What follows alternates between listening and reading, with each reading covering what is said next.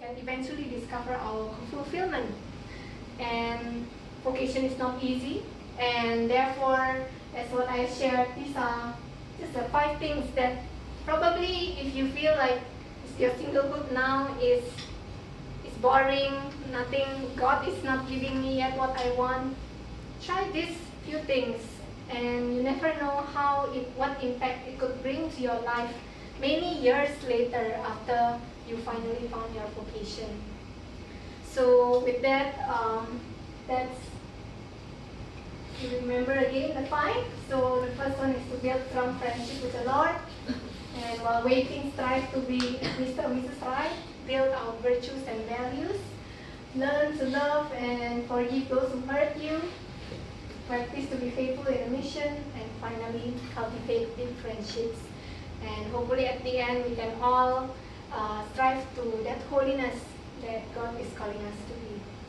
So that's all from me, and I would like to close this by inviting a friend of mine, one of my deep friends that I built many years back, to also share her experience of how she lived her singlehood at the moment. So, hello, you can come now.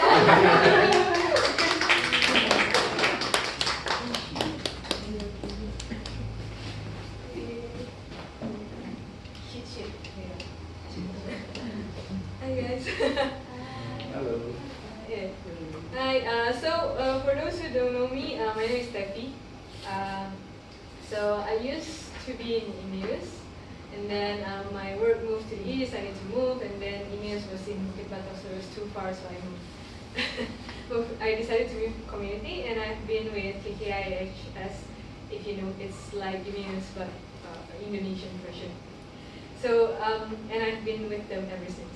So to cut the story short, so when Irma and I think the whole emails decided to have this series, so Irma asked me like, do you want to give testimony? Like Irma way. For a singlehood, I was like, okay, can. And I was quite excited to get back to emails, but then I was like, okay, what should I share to the whole emails? I have like a lot of experiences in my 27 years of singlehood, and I have to choose one. So I'm a single. I'm still single. I am 27 years old now, and if you see how the world thinks, 27 years old, you have graduated, you are working, you are ready, and when I see all the social medias and when I look around, my friends are either like getting married, engaged, having boyfriend or girlfriend in a relationship. Well, some are still single too, but it seems that when you see the world or when you watch any movies, I really love to watch Disney movies. So when you see Disney movies, there's always this girl met another prince, and yay, they get happily ever after. So that's the kind of life that I always see from when I was young, and I thought that's what I will be also. I still do hope that I will, but I think the misconception here is that we need to find the one and get married and to be happy, and so that is why when I see like people are changing status while I'm still the same after 27 years, I was like, there's something missing, and I'm not happy, and I always feel jealous. I feel like super, you feel uneasy when you see other people keep on moving forward, and it seems that you are left behind, and basically I'm just not happy with myself. So sometimes I reflected like, you know what, my life. I don't think my life is that bad, I'm quite pretty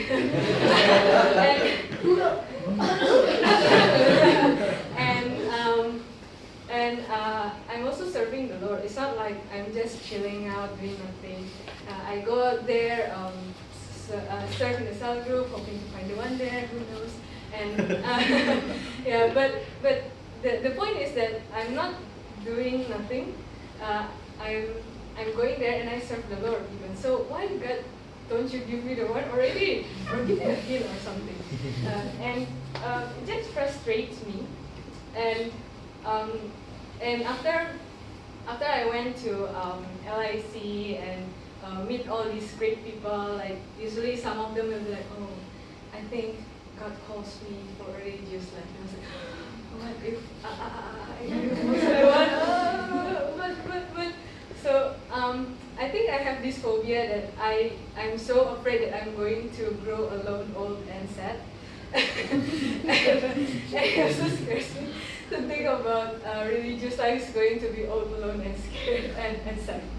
But I don't know. I don't think that's true, but that's the kind of impression that the world gives to me. And so, well, in this earlier this year, I was talking to my friend, another girl, single, and we were just talking how our progress is not really that great after these 20 plus years of our lives. And so she shared to me like, hey, you know what? I just read this beautiful article, which surprisingly is quite similar to Irma's 5-step.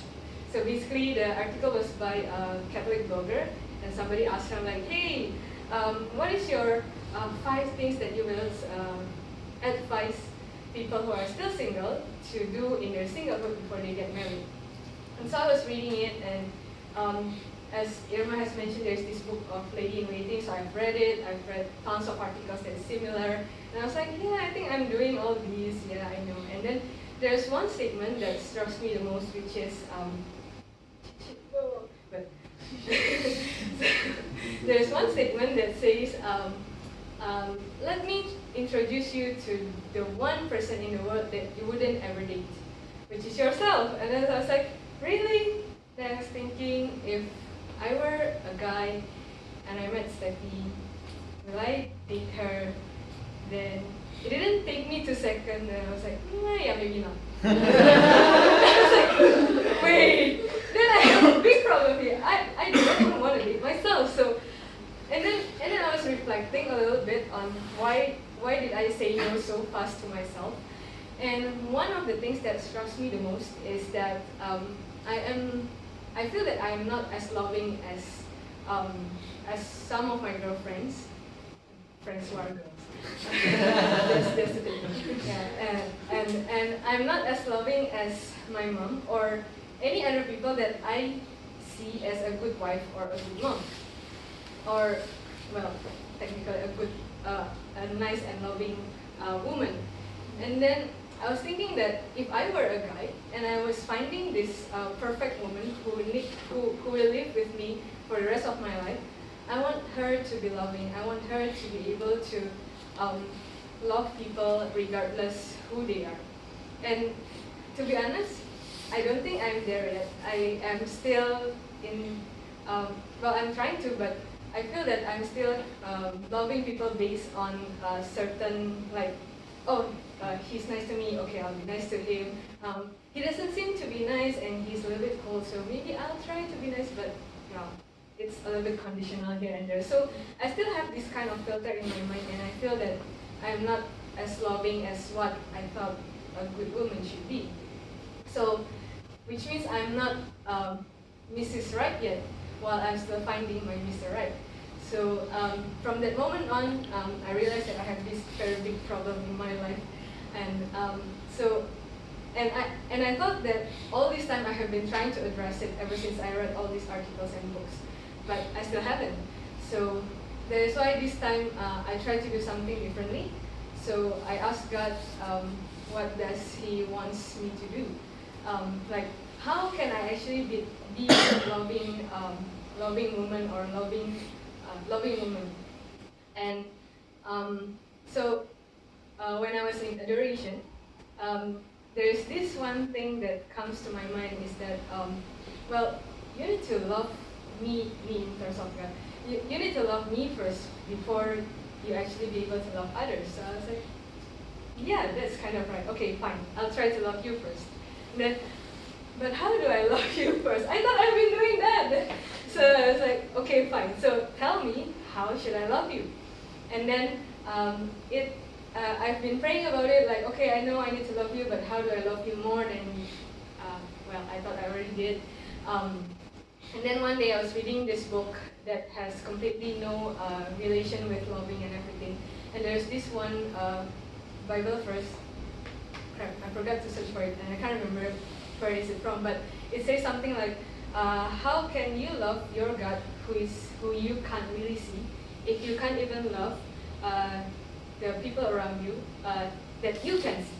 So I was like, okay, I get it. So now it goes one whole big round. So you want me to love you more, which means to love people around me more. So I was like, fine. So it's not going to be an easy way. So okay, fine. I will still try to do it, but so I keep on asking God, how can I love others more? And to be honest, it has been a direct answer like, okay, Steffi, you need to do this. But I feel that ever since I realized that I need to love others, which actually when I reflect back, it actually matches with my original problem, which is I'm not a loving woman, so I need to love more. And therefore, when I was trying to do that, I think it's step by step leap of faith. Like sometimes you feel that some people are very annoying and they are not really that nice, but with God's grace, I still try to love them, and I still believe that it is still a work in progress in my side.